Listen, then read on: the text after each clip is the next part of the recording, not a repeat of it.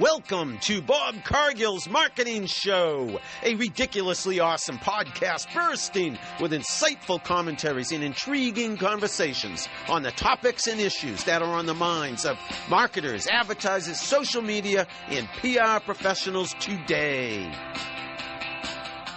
Hey everybody, how are you? This is Bob Cargill of Bob Cargill's Marketing Show. Thank you for tuning in. Thank you for watching. Thank you for listening. I appreciate the time, consideration, and support you give my podcast, Bob Cargill's Marketing Show.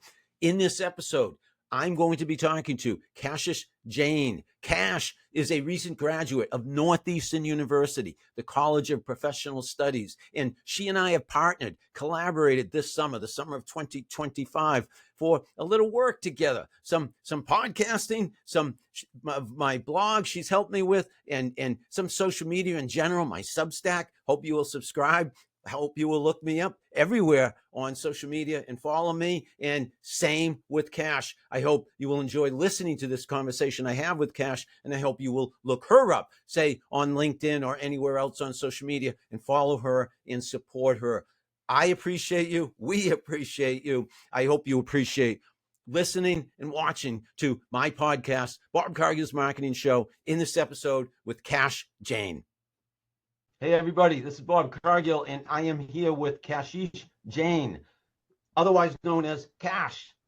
Kash, you are awesome, ridiculously awesome, and as you know, I like to say, you are a rock star. I like to make people feel good about themselves and feel that, and you know that you are a VIP. You are very, very important. Your journey matters, and you're sharing your journey online partly when we have conversations like this. Me and Kash, folks who are watching, listening, we're going to have a conversation right now and share some of our thoughts with you. You might be surprised, not necessarily all the social media marketing, motivational sayings I often share, but Kash has some ideas for different questions that I'm looking forward to delving deep into. And I'm just really excited. And folks, I want you to know, everybody, that I am working with Kash. I'm a professor. She's just only recently out of Northeastern University, College of Professional Studies, aspiring marketing professional, aspiring stoic, and she will talk all about that. And we partnered and are collaborating this summer on a few projects. This is one of them. And I'm going to turn it over to Kash to start the conversation. 100%. Thank you so much for that amazing introduction. Like I always say, anybody who knows you knows that you're amazing, full of energy, as we can see on this call. And Professor Bob is someone who's always motivated me and inspired me to just be my truest self, and he is someone that I've learned the importance of a personal brand from. And I'm glad you mentioned the stoic part, because that's exactly what this call is going to kind of be based on. We're going to talk about purpose and how important it is to monetize purpose, because let's be real, we're living, in a capitalist world, and the focus should not just be on learning and growing and helping people grow with you, but also being able to, do really well financially with that. So let's dig into it. My first question to you, Professor, would be that when you were starting out, like, let's say I'm 25 now, when you were my age, did you ever just know what you wanted to do, or was it more trial and error for you? That's an awesome question. I appreciate it, Kash. And the answer is no, absolutely. Did I not know the one thing I wanted to do, the one thing I wanted to be when I grew up? I always wanted to be a bunch of different things. And therefore, my eclectic personality, and I lean right brain, very creative, and I'm always experimenting and brainstorming new ways to do new things. I first wanted to be, when I was little, a professional athlete. I loved sports, thought I'd be a ball player someday, football, basketball, I don't know, maybe a hockey player. But that didn't happen, not so much. I also thought of being, believe it or not, a rock star, an actual rock star performer, but I didn't really have the knack for rehearsing and didn't necessarily pick up an instrument and become a master at that. So then I loved writing. I got into writing in high school, and thought I'd be a writer, say for the Rolling Stone magazine, or write about what I loved, write about music. And again, didn't happen, didn't go in that direction. I wanted to be a DJ. I wanted to be a director or a producer on TV. But what happened, and I know this is a long answer, I'll get to the point. What happened is, on the way, and this often happens to people, I now know from experience, I had done so much writing on my own, poetry, fiction, journalism, for my hometown newspaper, my college newspaper. I had the writing chops, I had the interest in music, and I got a job as a copywriter, RCA Direct Marketing, writing copy. That was my career in marketing right out of grad school. So all those different things I thought maybe I'd do, I ended up sticking with marketing all the way up until now. Yeah, it's so strange when you say that, because anyone who thinks of you, they know that you're doing a lot, but they didn't know how many things you also didn't do, which means, you were just so interested in everything. And I love that, because that shows a lot of passion. But yes, it is physically impossible for anyone to do everything, because, you still got to have a niche, and you have to pick on a few things that you're going to be really good at. Well, thank you so much for that answer. I'm glad you found your footprint, you found your calling. But did you ever think about purpose? Yeah, absolutely. Let me amend that. I never necessarily consciously, intentionally thought of purpose, but I've always been, I think, driven by purpose, wanting to make a difference, wanting to have people know what I stand for, and have things that I stand for, have an opinion, stand for certain issues, stand for, have certain qualities. So purpose, I live having purpose. I, again, might say I have multiple purposes, if that makes any sense, Cash. But can I turn the tables, if you don't mind? I want to go back to your first question. What about yourself? Are you, because you're a lot younger than I am, I'm the professor, you're the student, let's say. You're not a student necessarily right now, you're early in your professional journey, but fairly recent out of college. What about you? Are you on a single path, or are you thinking of potentially multiple paths to success?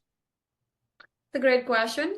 Well, you know how there's a very famous concept called the ikigai. I really do believe in that. The ikigai, it's a Japanese concept where people Okay, talk yep. about this diagram where there's what you're good at, what people want to see, what you're not good at, and what people would pay for.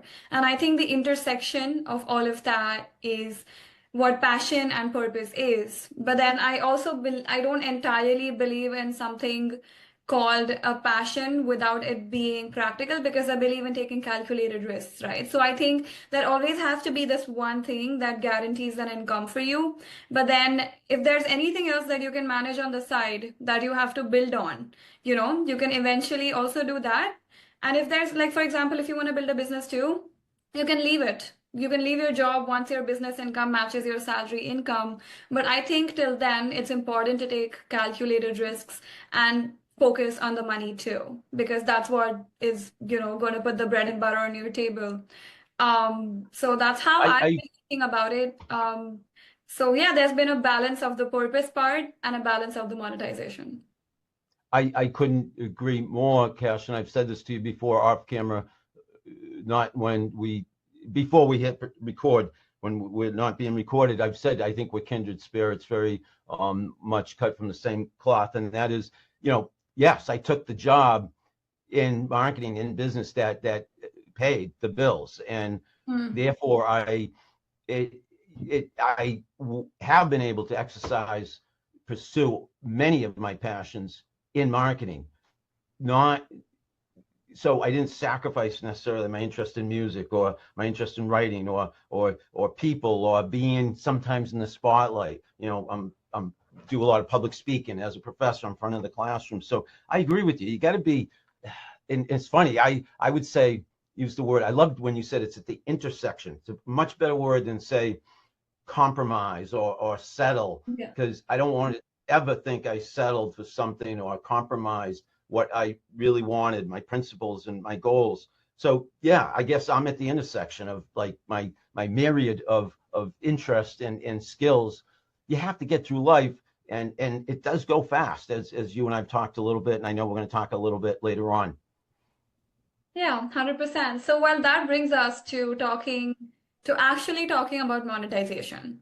How did you make sure when you were just, starting out or even like mid-career that this is paying you what you deserve?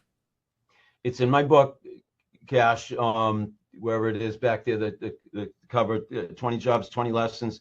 Uh, I learned a lot of lessons the hard way, and I'll be, again, honest, and maybe nobody's surprised when I, say I'm eclectic and I'm right brain and experimental. I've had ups and downs financially. I never made, and this is in my book, money, salary, the Benjamins. I never made that my purpose. I knew I had to make something to pay the bills, but I've always really only worried about making ends meet. Love it when I have a little extra at the end of the month, when we can do some things. Hey, we got a house, my wife and I get kids. We, have had, multiple cars over the years. I get it good. I'm privileged, and I feel very fortunate, but I'm not necessarily wealthy money wise. I've found again, I like that word, intersection, intersection of making money, pursuing my passions, speaking, educating, helping, communicating, exercising my creativity. So monetization is critical, obviously. I just don't necessarily lean towards, and I don't necessarily support the notion of money as the be all end all. Because then I don't think you're going to be fulfilled, and then you might not be making a difference in terms of helping people. That, again, easy for me to say. Just my thoughts. Exactly. I absolutely agree with you. That's something I always say as well. When you solve a problem, that means in a way you're helping someone. And when you do that, you do end up making the money. So I think when you solve a problem, big or small, when you solve a rich people problem, that's rare, or you solve a poor people problem, that's common. That's the way to make money, as I've been told by a lot of successful mentors as well. You are absolutely correct about the solving problems thing. And in fact, I've talked to my kids down in their late 20s and my stepchildren in their 30s. And me and my wife, we both talked to each other about this. What you just said, in the work that you do, you need to solve a problem. And then it's not, and I frankly believe it's nice if you're enjoying the process of solving that problem. And I think in whatever field we go into, you, me, anyone listening, watching, it's almost, I almost feel like agnostic as to the career I chose. I think I could have gone into any career and probably would have had equal passion, equal enthusiasm, equal drive.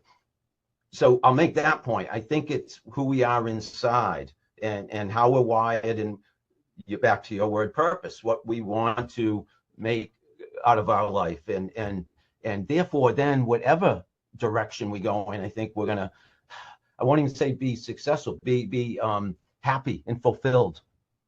Right. That really does matter as well, because I know this for a fact that at the end of people's lives, a lot of times people are not content with the path they chose, either because they had someone judging them, or they had some kind of embarrassment, and they just didn't try ever. But I feel like when you think of the bigger picture, it really doesn't matter. No one's even watching, and we think they are. And in the end, when you realize it's too late, they're like, oh, no one was even watching. I could have just done whatever I wanted. So I do like to focus on the bigger picture of things a lot.